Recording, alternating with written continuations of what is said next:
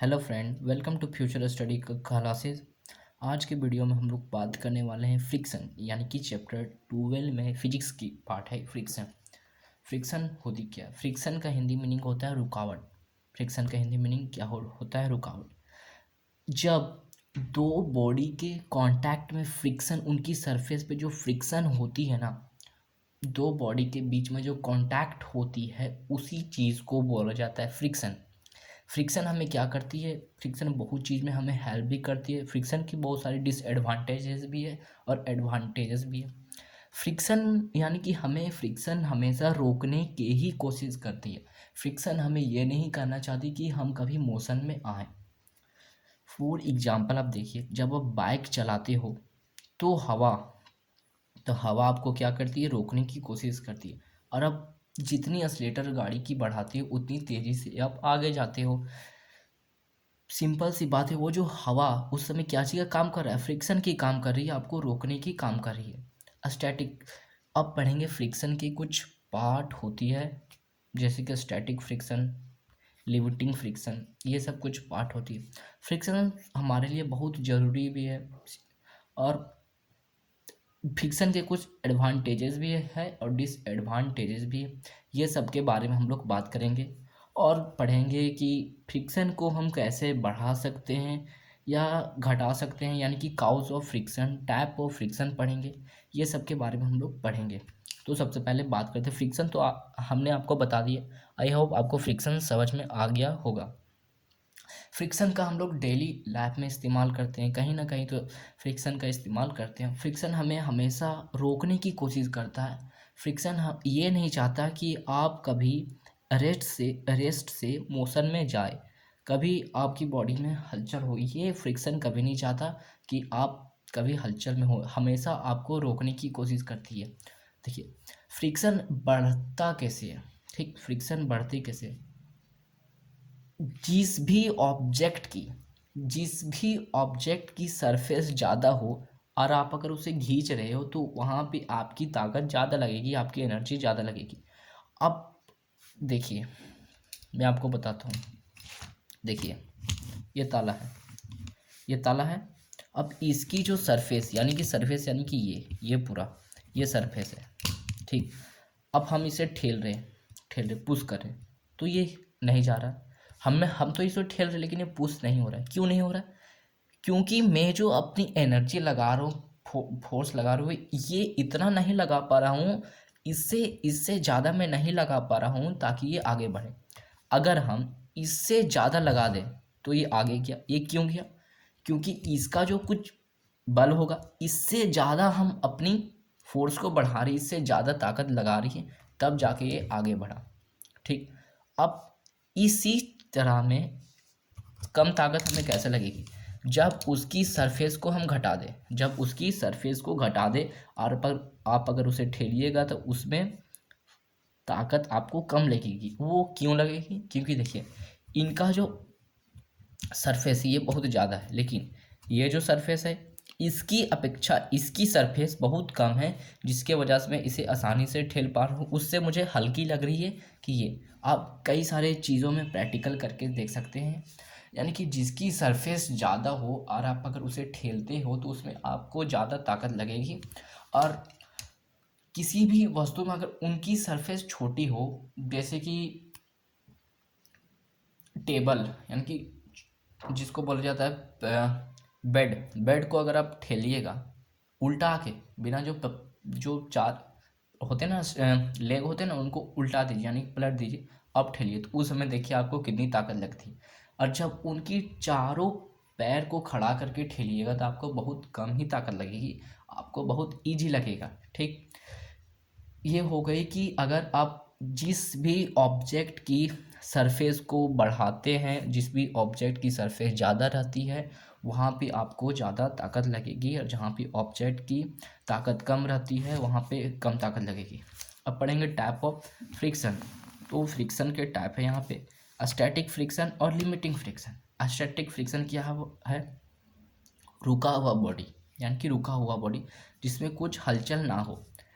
हम किसी भी बॉडी को रुका हुआ बॉडी को अगर हलचल में लाते हैं, हलचल में लाते हैं तो उसी चीज़ को क्या बोला जाता है? Static friction. उसी चीज़ को क्या बोला जाता है? स्टैटिक फ्रिक्शन बोला जाता है।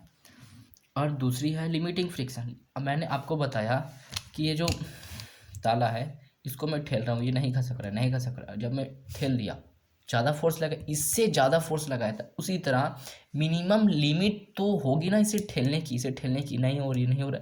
जब तक हम इससे ज़्यादा ताकत नहीं लगाएंगे तब तक क्या ये आगे जाएगा? बिल्कुल नहीं जाएगा। इसी तरह इससे ज़्यादा ताकत लगाते हैं, मिनिमम एक अपोजिंग फोर्स होती है, लिमिट होती है कि कितना ये जाने वाला है। इसके बाद पढ़ेंगे हम लोग स्लाइडिंग फ्रिक्शन के बारे में। इनकी दो और होते हैं, दो, एक स्लाइडिंग फ्रिक्शन होती है और एक रोलिंग फ्रिक्शन होती है। स्लाइडिंग फ्रिक्शन क्या करती है कि किसी भी ऑब्जेक्ट की ऊपर, किसी भी ऑब्जेक्ट की ऊपर अगर हम स्लाइड कर रहे हैं, यानी कि स्लाइड ठेल रहे हैं, तो उसी चीज़ को बोली जाती है स्लाइडिंग फ्रिक्शन, घर्षण यानी कि ठेलना। ठीक। अब आता है एक रोलिंग फ्रिक्शन, उसी का एक पार्ट है रोलिंग फ्रिक्शन। रोलिंग मतलब गोल सा, गोल। आप लोग देखते होंगे लगेज, लगेज में दो पहिए लगे हुए होते हैं, बॉल बैरिंग, ये सब में क्या होती है? टायर्स, और ये सब में क्या होती है? रोलिंग होती है। फ्रिज के नीचे जो गोल टायर लगे हुए होते हैं, वॉशिंग मशीन, ये सब के नीचे क्या लगी होती है? टायर हो लगी हुई होती है। यानी कि जिस भी ऑब्जेक्ट में टायर लगे हो और आप अगर उसे ठेलते हैं तो उस चीज़ को क्या बोला जाता है? Rolling friction. और स्लाइडिंग फ्रिक्शन होती है जिसे आप धकेल रहे हैं, धकेल के ले जा रहे हैं, उसको बोला जाता है आपको स्लाइडिंग फ्रिक्शन। और लिमिटिंग फ्रिक्शन होता है आप कितनी मैक्सिमम लिमिट लगा रहे हैं उसे ठेलने की, कितनी मैक्सिमम लिमिट लगा रहे हैं उसे ठेलने की, उसको बोला जाता है लिमिटिंग फ्रिक्शन। और स्टैटिक फ्रिक्शन होता है किसी भी रुका हुआ ऑब्जेक्ट को अगर आप उसे मोशन में ला देते हैं तो उसी चीज़ को बोला जाता है स्टैटिक फ्रिक्शन। ठीक। अब बात करेंगे हम लोग डिसएडवांटेजेस और एडवांटेजेस की, फ्रिक्शन की।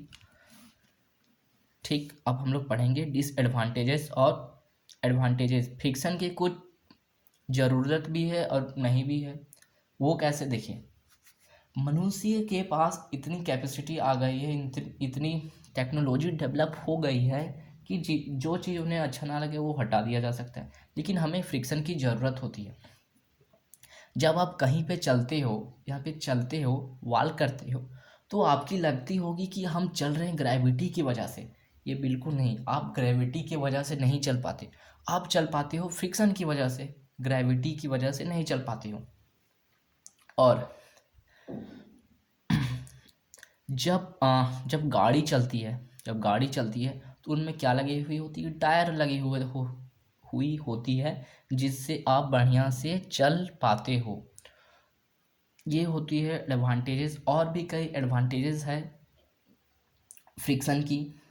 और डिसएडवांटेजेस क्या है? डिसएडवांटेजेस है, देखिए, एडवांटेज में और बताता हूँ। अगर आप माचिस को जला रहे हैं, माचिस को जला रहे हैं तो वो उसमें भी किस चीज़ की ज़रूरत पड़ती है? फ्रिक्शन की ज़रूरत पड़ती है। माचिस को जलाना, फ्रिक्शन की ज़रूरत पड़ती है।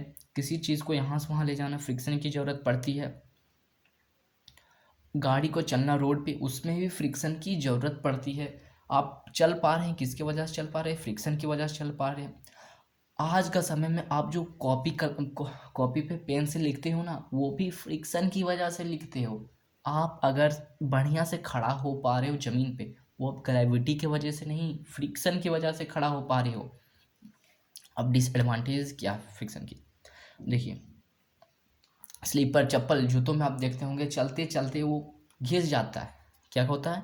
घिस जाता है, जिसकी वजह से आप कहीं पे फिसल सकते हो, जिसकी वजह से आप फिसल सकते हो। क्यों फिसल सकते हो? क्योंकि उसकी जो रफ सरफेस है वो कैसा हो गया? स्मूथन हो गया, यानी कि प्लेन हो गया, वो रफ से हो गया प्लेन, जिसकी वजह से आप फिसल सकते हो। और भी कई डिसएडवांटेज है, जैसे कि जो सीढ़ी अक्सर इस्तेमाल होती है वो घिस घिस के स्मूथ हो जाती है, प्लेन हो जाती है। वहाँ भी ये एक डिसएडवांटेजेस है। और देखिए, और जब आप मान लीजिए तेल कहीं पे गिर गया हो, टेल्स पे तेल गिर गया हो, या फिर मोबिल गिर गया हो, कोई भी ऑयली चीज़ स्मूथन चीज़ गिर गया हो और आप अगर वहाँ पे चल रहे हो तो आप वहाँ पे गिर सकती हो। क्यों गिर सकते हो? क्योंकि आपकी जो फ्रिक्शन वहाँ पे बन नहीं पा रही, आपकी फ्रिक्शन की मात्रा बन नहीं पा रही है और आप वहाँ पे गिर सकते हो। जादूगर जादूगर